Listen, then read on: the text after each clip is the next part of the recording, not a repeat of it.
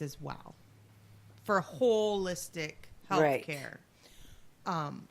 So it's super important to me that people understand that, you know, just because you're not feeling a difference immediately doesn't mean it's not working. Doesn't mean that's not an answer. Just means it may not be the whole answer. Right. You know? But there are ways to get to the bottom of it, and your body will talk to us. We just have to have you in there, and we have to be able to put our hands on you. And you have to pay attention to what your body is saying to you. Yes. Like you and I have had that discussion so many times before. When you have a fever, what is it? What is a fever? Well, a fever is the body's defense mechanism against bacteria and viruses because it knows that those little critters can't survive above a certain temperature, or they can't proliferate above a certain temperature. So let's say we're being attacked by a bacteria that can't live past 103. Your brain's super smart. Your brain's like, whoa, turns up the oven. Guess what we can do? And it heightens that temperature up. And as soon as you get up above 103, those critters start dying off, and then your fever breaks, and whatever's left, your body can take care of it through its traditional methods. But you know, the fever part of it, that's a huge part of it. And if you limit your body's defense mechanisms by, you know, taking a Tylenol and forcibly dropping that temperature, then you've just given that bacteria a reprieve. Is that what you say, a reprieve? Yes. That's so that they can just go after it. Right. They're like, yay! So let's get sicker. Let's get her sicker because she's going to kill the fever. That's right. Yes. So that's why we don't do those things in alternative and natural health. And a lot of people will argue over that. And I don't ever say anything. They can do whatever they believe. It's their truth. Right. But I wish that they would give their bodies the opportunity to It's because it's uncomfortable. Heal itself. I don't want to be uncomfortable. So if I don't want to be uncomfortable, I'm going to take something so I don't have to be uncomfortable. Well, you know what? Sick is uncomfortable. It is. War is uncomfortable. And that's what you're doing. You're fighting a war. Right. It's not going to be comfortable. That's absolutely right. But you're also not going to shoot yourself in your own foot for, you know, by taking away your armor. Like what if your main guys, let's pretend our fighters, our main guys, our infantry, you know, you're not going to go in there and say, let's take your armor away. Right. Let's just let you go into battle let's see how that goes. Because that's not going to go very well, right? So don't take away the body's defenses. And you can just sit over there for a while. Yeah. I'm going to hide everything. Yeah. No, it's not. We're not gonna take away our body's defenses. It's huge. It's huge, you know. So those kinds of things. But even just the whole knowing thing. Let's go back to knowing. If our children were raised knowing that their body had the potential to heal itself, how huge would that be? If our kids would go to school and have a 1 semester, half hour a week health class on reflexology and body points and what this symptom means and what that symptom may mean, and teach them about their bodies. I have students, I call them students, they're my patients, but they're students. I have students that contact me and they're like, you know, I was having this, and this, and it reminded me of when you said this about this, so I muscle tested myself. I love it. And I figured it was this or this. Now, I couldn't come up with a determining factor between the two, but this is what I did. I researched those two things. Guess what? The things that will help those two things are the same things. So now I know I need to take this, and I need to eat this and quit eating this.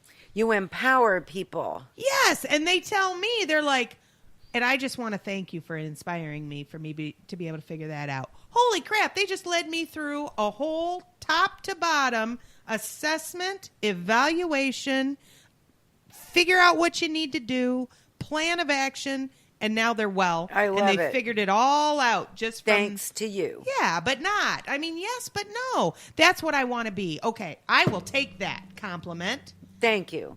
You're welcome, and I will take it because of this. Because someday that's what I want to be. I want to be the one that sparks the whole world to say it's more important to us to teach our children, to educate them to be educated consumers.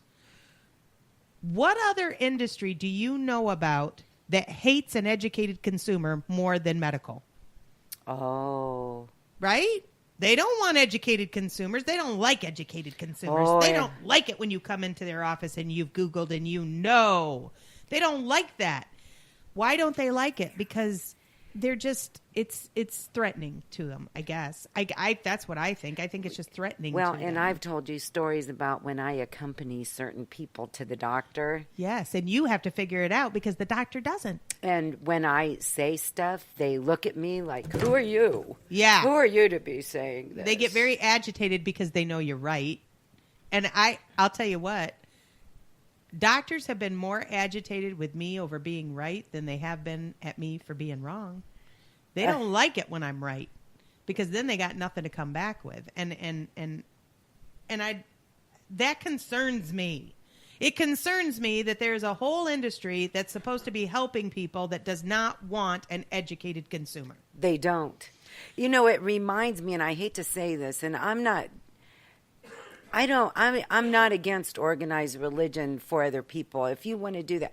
But growing up, and I know things have changed in the faith that I grew up in, we weren't, reading the Bible was not a suggested thing. Right. They read certain passages in church. But they didn't want you to know the whole thing. Right. And when I did read the Bible, there were whole pieces of it that I had no idea existed. Were left out and changed the connotation for you. Right. Maybe it didn't for them, for the teacher that was teaching you, but for you, it changed the connotation of the whole message. Right.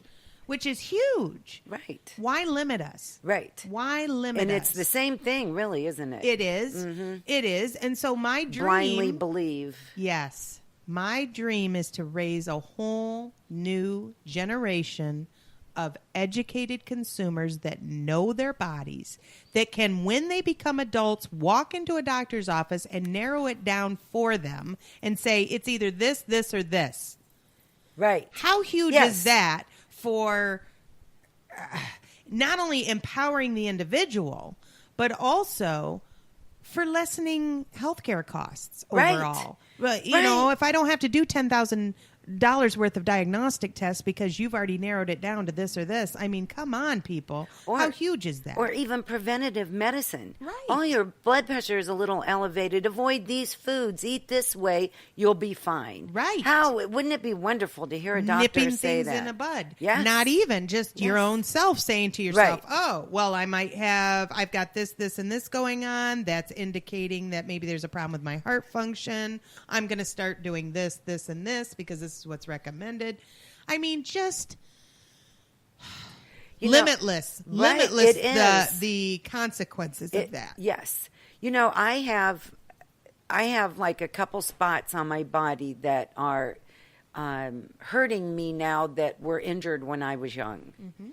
And by eating certain foods, I have pretty much narrowed down what foods I can eat without any inflammation in those joints and what foods I should avoid. Well, sometimes I don't always avoid them, but I know the consequences. But you've learned to listen, number one, and to find patterns, mm-hmm. which is important in health, mm-hmm. and to figure it out on your own. Mm-hmm. And through trial and error, you've come up with dietary recommendations for your own self. Right. So physician, heal thyself. Why can't we all be physicians for ourselves? And we can be, and we should be. We can and we should be. Absolutely. So that's my dream. My dream is, I love it. My ultimate goal one day is to teach the world about their own bodies and to educate them so that they are educated consumers in this. I support you on that dream. Thank you. You're welcome. Thank you. I love it. Because I want people to know. I want them to know from the get-go. I want them to know from the time they're little. Right. Because that's when it's easily absorbed. I mean... Right, like another language. Did I tell you about my goddaughter? She's my beautiful little goddaughter, Becca. She's 3. Uh-huh. Well, last year, 1:00. Last year, last summer, she started to have like allergies really bad. Like all of a sudden seasonal allergies hit her, and she's only 3. So it's really kind of odd. I don't know exactly what sparked them up, but she had moved a few times. So it might've just been like molds in the place she lived or whatever, that was making her more hypersensitive. So it dawned on me that she's small enough and she's smart enough that all she has to do is tell her brain what to do and it'll listen. So one day I told her, I said, Beck, because she was running around the office and she was sneezing and coughing and Mom was going to give her some homeopathic allergy medicine. And I said, well, let's wait a minute. I said, Beck, I said, tell those histamines to turn off. And she said, what?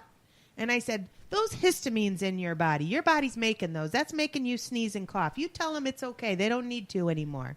You tell them, turn off histamines. And she just ran around the office for a couple minutes going, turn off histamines, turn off histamines, turn off histamines. And lo and behold, within a couple minutes, it was all gone. Huh. She didn't cough or sneeze the rest of the day. We just read a story about that last night. Wayne Dyer's daughter actually had this rash on her face, and it kept getting worse and worse and worse. And they went to the doctor, and the doctor said, put the lime in the coconut, and said, tell those bumps to go away. Tell them, talk to the bumps. I've seen a lot of people heal themselves by talking to the bumps and telling them that they don't want them. And she never told her dad what she said to the bumps. She was 5. And they went within away. 2 days, they were gone. Yes. And without any medication. Yes. And I have had that for other people. And I also, like, I've had couples who one of them was high estrogen and one of them was low estrogen. And I had them hold hands and exchange estrogen and ask each other to balance each other's estrogen. And it worked. It worked. And that's so cool, too. That is really cool. Yeah, because it's like, it's a physical property, but you know as well as I do, this is the 3D matrix. Yes. So this is all energy anyway. Right. So how do you transfer estrogen that one person's body overmade to another person's body that undermade it? You ask. That's all. You just ask it to. Interesting. And it comes in and it balances and it's amazing. And so, yes, when we can tell our bodies what to do, when we can get to the point where we can say, histamine, stop. Right. Bumps, go away. And they go away. Isn't that huge? Isn't the implications of that huge? And some people might say, oh, you're trying to teach somebody to be psychic. No, I'm not. That's not psychic. It has nothing to do with psychic. What that is using your brain to be in charge of a nervous system that has gone awry. That's all it is. You're just asking your brain to once again be in charge and take over and send the correct information in order for your body to heal and balance itself. That's all. I have watched people. I had this one lady. She has chronic kidney stones. And the last time she passed a kidney stone, she still had pain afterwards. And I don't know if they did an x-ray and an ultrasound, but they basically surmised that the kidney was still too big. Like it had opened up to try to pass the stone, and then it just stayed open. Ouch. Like all of the tubules had been expanded.